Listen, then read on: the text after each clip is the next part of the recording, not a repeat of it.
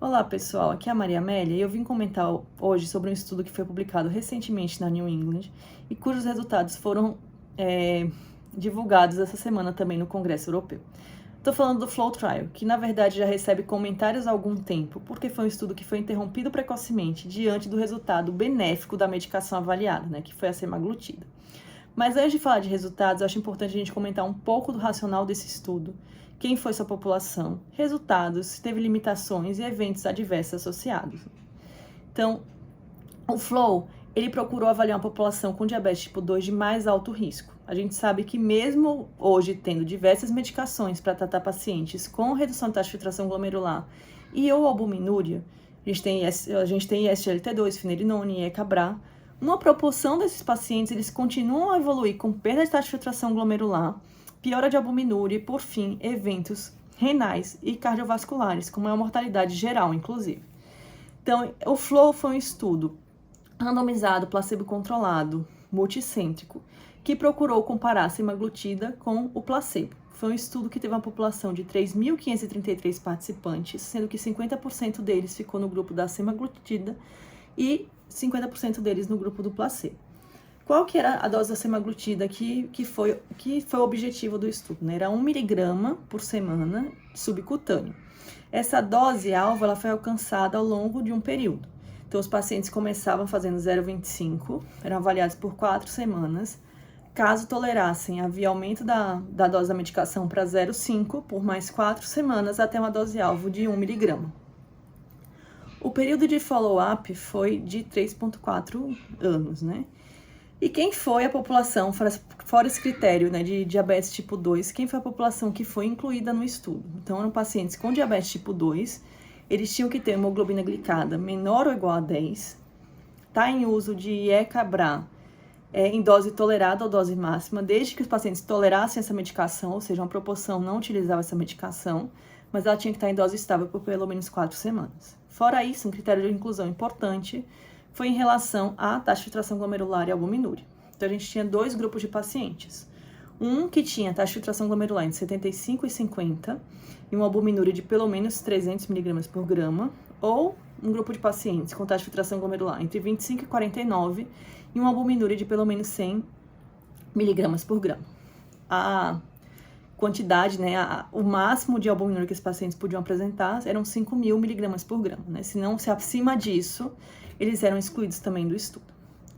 E aí, esses pacientes foram randomizados 1 para receber a semaglutida ou placebo, e os desfechos primários foram desfechos renais ou mortalidade por causa cardiovascular. Então, nos desfechos renais, o que ele avaliou?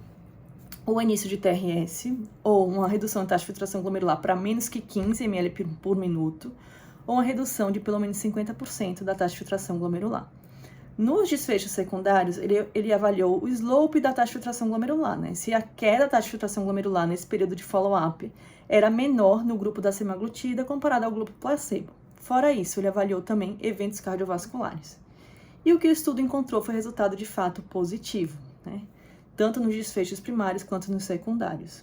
Quando a gente avalia o desfecho primário, especificamente causa renal, ou quer dizer, o interesse renal, ele apresentou sim uma redução de 21% desses eventos. Quando a gente avalia também mortalidade por causa cardiovascular, esse estudo teve resultado positivo. O mesmo acontecendo nos desfechos secundários.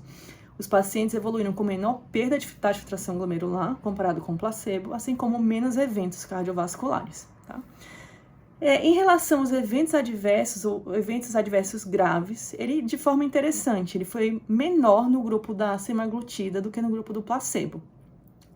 Isso aconteceu principalmente para redução ou menos eventos infecciosos no grupo da semaglutida quando comparado com o placebo. E o principal evento adverso associado à semaglutida, como esperado, foram efeitos gastrointestinais, Mas uma proporção pequena teve que descontinuar a medicação de forma permanente. Eu acho que, algumas discussões que podem surgir a partir disso. Acho que o primeiro ponto é qual que é o mecanismo que leva esse benefício renal. E o estudo comenta um pouco isso, que é por redução de inflamação, provavelmente, estresse oxidativo, menos fibrose, que é o que se encontrou em estudos com GLP-1 em populações com diabetes tipo 2, de fato. E acho que esse é o primeiro grande estudo que mostra como desfecho renal o desfecho primário, esses eventos renais. A gente tinha outros estudos já que mostravam redução da albuminúria como desfecho secundário com o uso de GLP-1, e eu cito aqui o líder que foi publicado há algum tempo, né, com o uso da liraglutida, mas esse foi um grande estudo que vinha sendo bem esperado, que de fato encontrou redução de eventos renais nesses pacientes, né, de eventos de interesse renal nesses pacientes. Então, eu acho que a semaglutida vai entrar, sim, como uma droga para a gente tratar pacientes que têm diabetes tipo 2 e que evoluem com redução de taxa de filtração glomerular e ou albuminúria. E uma outra discussão importante é em que momento essas medicações devem ser iniciadas. E como o estudo fala, eu também concordo, eu acho que isso é uma discussão entre médico e paciente. Por quê? A gente já tem bem estabelecida a questão de ECA-BRA, a gente tem bem estabelecido de SGLT2 e finerenone, mas eu acho que essa medicação não é só medicação para a gente adicionar quando já adicionou as outras, né, para o paciente que estava refratário às outras medidas.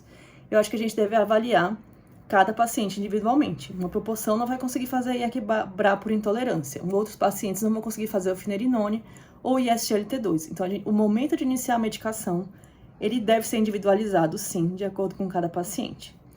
Então, como eu falei, era um estudo que vinha sendo bem comentado e bastante aguardado. A gente teve esse resultado positivo aqui, o que nos deixa bastante animados, né? Sempre bom quando a gente consegue tratar melhor os pacientes, e principalmente os pacientes que muitas vezes não respondem tão bem às outras medicações já bem estabelecidas. Então é isso, pessoal. Até o próximo vídeo.